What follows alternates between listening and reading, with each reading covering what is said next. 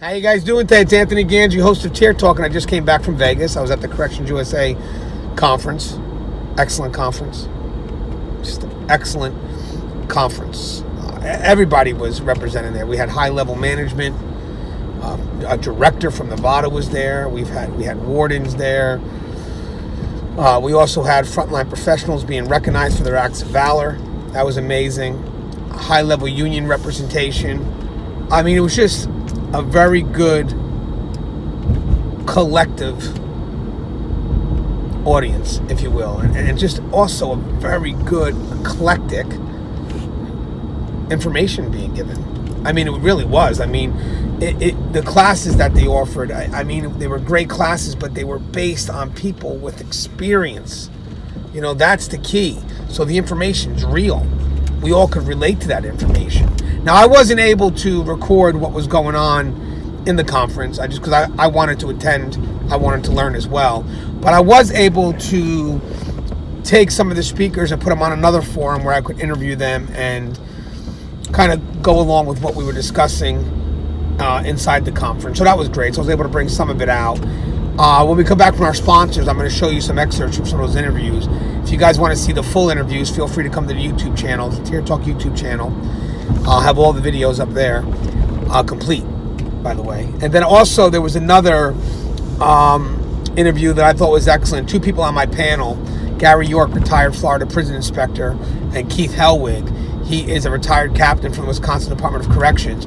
They did a great video on understaffing. It was great. I recorded it right in their hotel room. And a lot of good information. So I'm going to show you a piece of that as well. And then again, if you want to see that one, you're going to have to go to Gary York's channel on YouTube. And if you look up Gary York, I believe you have to look up Gary York and corruption behind bars, but you'll see a list of his videos, and you'll be able to see which one it is. But guys, it was really good information. And it also showed that we're connected. Right? Every time we mention an issue, every facility had it going on. So that shows that we can be united in these causes, because when we help one, we're helping us all. So stand by for our sponsors. And then when we come back, we're going to talk about the Corrections USA conference. And I'm going to show you some videos that are very informative. And again, hopefully, if you guys build some interest, you guys can go ahead and check out the full videos on the YouTube channels. All right, so stand by. I wanted to attend a university that had an intelligence program. I wanted to look at problems different. I wanted to increase my critical thinking abilities. AMU offered those avenues to expand. Obtaining your degree as an adult, you're actually paying yourself and investing in yourself. You can't put a dollar on it. It's priceless. It's something that can never be taken away from you. American Military University. Learn from the leader.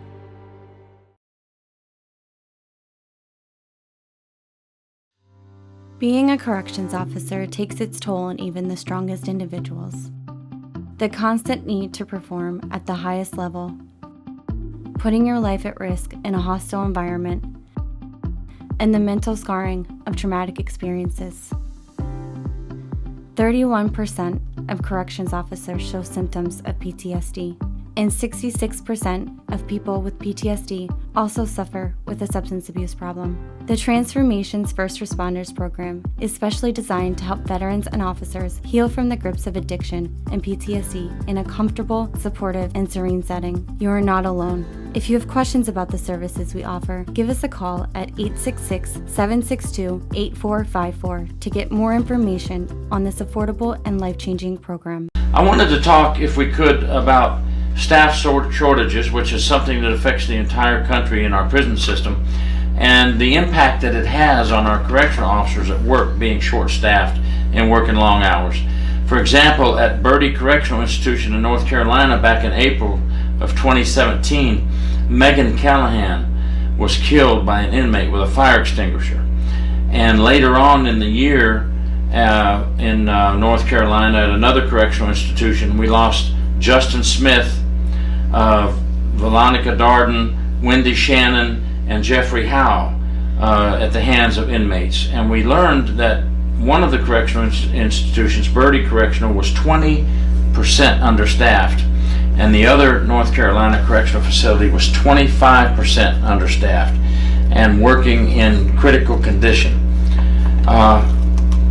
With your experience as a captain and being retired from the Wisconsin Corrections Facility, have you ever had to deal with short staff, and how do you think it affects our correction officers? I think staff shortage is a problem which affects us nationwide, if not worldwide. It's hard to find people that are willing to work weekends, holidays, their kids' birthdays, all different kinds of things. It affects us adversely. Officers are putting in tremendous amount of hours. I know officers that have put in addition to their regular 2,000 hours a year, have put in 1,500 hours of overtime. And a lot of it's not voluntary overtime. I know people in Wisconsin, they can be ordered for 2 days and then they have to have a day off. So they'll be ordered for 16 hours, work 8 hours, ordered for 16 hours, work 8 hours, ordered for 16 hours. That's been happening in a lot of the facilities. It really undermines staff morale. It undermines staff safety. They're short-staffed. The people that are there for that many hours are certainly trying to do their job, but it's hard to be diligent. You've been in it long enough, you know that there comes a point where you hit that wall. And when you hit that wall, you're not as conscientious of what's going on around you. You're not aware of your situation around you, and things are going to happen. And it has happened in North Carolina.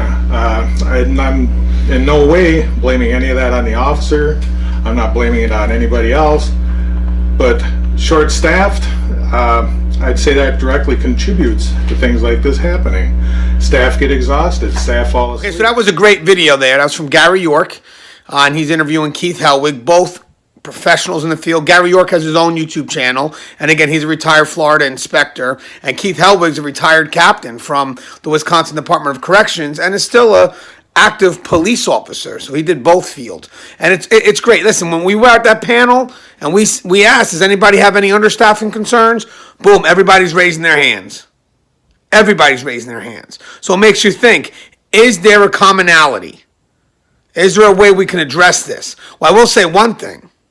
There's a commonality in the consequences, the negative consequences of having an understaffed facility.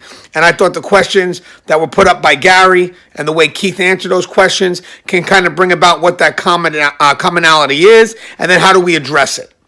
That's the key. How do we address it? So it was a great forum. And then again, we did the video and we put it up as quick as possible because it's needed information.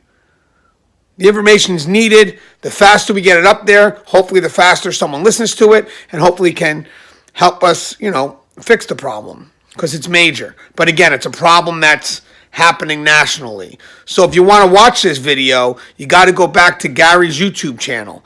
Gary York has a YouTube channel. He's a fellow YouTuber like me, and he's posting up videos that relate to our field. And remember, he has experience. So he knows through that experience what needs to be addressed. And that's how we get the right information out there. We have us, seasoned and experienced interviewers, talking to seasoned and experienced guests. It's a great balance. It really is a great balance. The next video was our panel discussion. Now, we didn't record the panel discussion that we had inside the conference. I took everybody out. So in this video, I couldn't put their names in it because there's a lot, but you're going to see Dr. Kim Bose. She's a psychologist. She deals with inmates, but she's also very in with us and who we are. She's taken time to get a sense of the issues that we face and really understands the best and worst of what we go through. Then you have, again, Keith Helwig. We're going to see him again, retired captain from the Wisconsin Department of Corrections. We also have myself. We also have Russ Hamilton. Russ Hamilton's amazing, retired from the CDCR, and now he currently works for the juvenile system. Again, these are people that just can't get enough of the job, but it's good because we need experience, so it's good. I'm glad to have them. Then we have, you see all the way to the right of the video, you're going to see Gary York, again, retired prison inspector, has his own YouTube channel, and his wife. Now, his wife's been in corrections for 34 years. I believe now she's currently serving in classification. And this is a brief excerpt of a video that we did, just kind of talk about what's trending. You can find the whole video on my YouTube channel, but there's also a link to it through Corrections One. So here's a brief 5 minutes about what we covered. So I don't want to leave them isolated. That's the key. I mean, that's the number one thing, believe it or not, when manipulation is going to happen. Is they got to isolate staff. They got to be that support for staff. So it's great to have management realized that and protect them, because as I said, I mean, we're also responsible to protect our officers, you know, our staff members, and if we fail to do so, you know, part of that is also on us. Part of that is also on us, because at the end of the day, if someone brings in something that they're not supposed to bring in, we got to ask, well, what led up to that point? It's not just all about the individual who brought this stuff in. Literally, we have to learn from these mistakes. We have to see what happened. And again, not to say the same words again, not to negate or minimize the responsibility of the individual who committed to it, but sometimes to give responsibility back to the inmate, maybe we look at the officers or the staff members temporarily as victims, so if we see them as victims for a moment, we could see that there was a game being played, and there is a sense of responsibility that we give back to the inmate, because the funny thing is, there's no loss for an inmate who manipulates staff. You gotta understand that. It's the staff that winds up getting in trouble, and the inmate's scot free. So that's our fault. That's our fault for not putting responsibility or anything on the player. You know, the person that chose to play the game. And again, just want to continue with manipulation, because it was one of the things that were asked for on the post I did. When it comes to, we talked about the isolation. You know, we talked about taking people out of prescribed roles. Did you know that Washington tried to push a law to not call inmates? Yeah, to call them whatever it is. If they're a patient, they're a patient. If they're a student, they're a student. Very liberal move. Again, I don't play left or right, so it is what it is. You're from a liberal state. It is what it is. This happened in Washington. In your opinion, and it's not to degrade anybody, how important is it for us to remember at all times that that's an inmate? If I could answer this, it goes back to the start of my career again. I don't mean to butt in. When I started, they were not inmates. They were residents. We were not correctional officers, we were correctional counselors. They even went so far as to remove the uniforms from officers in maximum security. They wore a blue shirt, blue slacks, and a maroon blazer that had a little department badge on it. Well, that went over like a turd in a punch bowl. It lasted about 2 years, and suddenly they realized that inmates, it doesn't work, more or less respected the uniform. Yes. So they went back to the police style uniform. We became officers. We were no longer correctional counselors. They were no longer residents. They were inmates. But, you know, it's like rabbit hunting. You know, if you know where the rabbit hole is, the rabbit's not there. You wait for it, it's going to come right back around. It's the same way in corrections. That rabbit's going right back around that hole, and we're coming back to the residents and correctional. But that's why we're trying to do this, and I agree, and it's good that we're kind of, it's cool because we're bringing everything full circle here. So, and you know, to comment a little bit of what Keith was saying here, does that label of inmate provide a little bit of a shield or a little bit of a protection for the staff members that deal with the inmate? Well, you know, people tend to deal in their minds, you know, symbolically and with symbols and everything else. That's one of the reasons, you know, you wear a badge on your chest, you wear a uniform and stuff. Those things put you in a mindset to where you're fulfilling a specific function, and that's a function to which society and your job has assigned you. When you're taken out of that, and you don't really have that clearly set in your mind as to what your function is, then you're much more open for manipulation. And that you know, that manipulation runs, just backtracking a little bit to what you were saying, is that, you know, when we say manipulation, we always think all the time about the worst case scenario where you've got a dirty inmate. But what about just where they've manipulated to the point where there's just no openness, no communication. I'm not an approachable supervisor. I'm not an approachable officer. Whereas some of these, you know, the people involved in psych or other programs and stuff, if they don't feel they can approach me, maybe they won't be telling me about some things that they see the inmates doing. And it's as simple a shield as that. It might be something we may not catch that might involve, you know, weapons, contraband, another staff member being manipulated. Don't I want her to be able to come to me and say, hey, you know, that inmate's been spending a lot of time around such and such, and maybe that needs to be looked into. And so conversely, if an inmate, if you know, you see something that a civilian's doing, you want to be able to say to them, you may want to consider, you know, what's going on. Yeah. I understand that you have a job to do, but what I'm seeing is.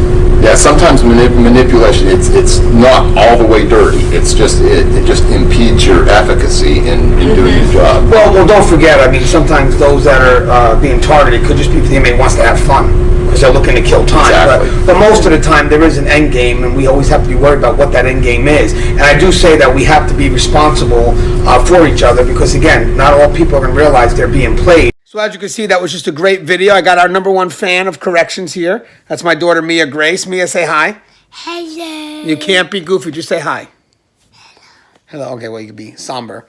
But again, it's a great video. Had a bunch of professionals there discussing about what's trending in the field. Again, if you want to see the whole video of that, you can follow that on Corrections 1, or you can also see that on my YouTube channel. And guys, if you have to, got to get you to interact, got to get you to engage.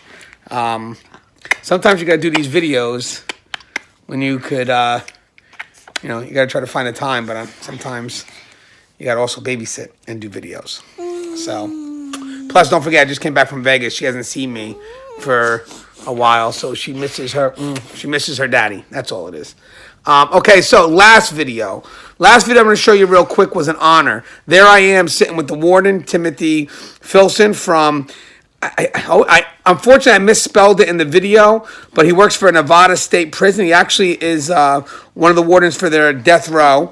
I also have Gary York sitting there with me as well, but I also have the director of the Nevada State Prisons, and his name is James Zarenda. And we had a really good discussion. I mean, the advice he puts out there, the information. I mean, guys, if we could follow suit with what he's doing, there's going to be a positive move for corrections. Really listen in a little bit on this video. And guys, again, if you want to see the whole video, you got to come to the YouTube channel. All right, so stand by for this video. Came up to speak with us a little bit. You talked about public perception of corrections. How do you think the public perceives corrections? You know, I've learned this over the years. I started as a correction officer in one of the local jails in Connecticut 32 years ago. And I started seeing how jails, prisons work, because Connecticut is a unified system. So I see how the jails are, the prisons are. After I took over as commissioner for all the prisons and jails in Connecticut, I retired and took over as first deputy commissioner in the operations of all the city jails in New York City and Rikers Island before coming over to Nevada. And when I started, my whole philosophy started changing on what the residents and also what legislators really think about correction officers. And when you start really analyzing the responses from from the legislators when they ask about, what do you need for corrections, what are you trying to get more for budgets, what are you trying to get for raises for correction officers, when you start really analyzing what their purpose is, to me, I don't think the legislators really care about what the correction officers are getting. I don't think they really care about the safety of correction. I don't know if they really care about the raises, the benefits. What they care about is what's going to help them. So if we give raises to the correction officers, how is that going to benefit them? If we give more tools for safety and security for correction officers, how is that going to benefit them? Because they are more concerned about, their perception, what their involvement is in the community, who their constituents are. They have bigger things to look outside of the prison system or jail system. So their concern is that even though they listen to what our needs are, they listen to what the needs of the correction officers are, but their real concern is their perception and what their constituents are thinking of them. So that's when I started changing my thought process on when I go out to testify for the legislators and I try to fight for raises for correction officers, I start fighting for benefits, I start fighting for more tools for them to utilize for use of force or for their safety, and in turn it makes the inmates safer, in turn it makes the facility safer. But the legislators, after really looking at what they're looking at, they're not concerned more about that. They're concerned about how is all what you're doing going to affect me as a legislator and my constituents. That's really the bottom line. So what I started doing was I started changing my wording and the way I testify in front of the legislator and say, this is what I need for correction officers. This is what I need for safety. This is what I need to enhance the tools that were given to correction officers, because how is it going to affect you? We're going to get a safer community in the prison system. We're going to get programs that will actually work for some offenders, not all of them, but some change behaviors. We're going to get the real mental health on real psychotropic medications that actually work. So when they get released, you as a legislator are going to know that we're going to make your community safer. We're going to make it safer so your constituents are going to be less victimized. So what I want, the real bottom line is I'm going to reduce victimization in the community for you.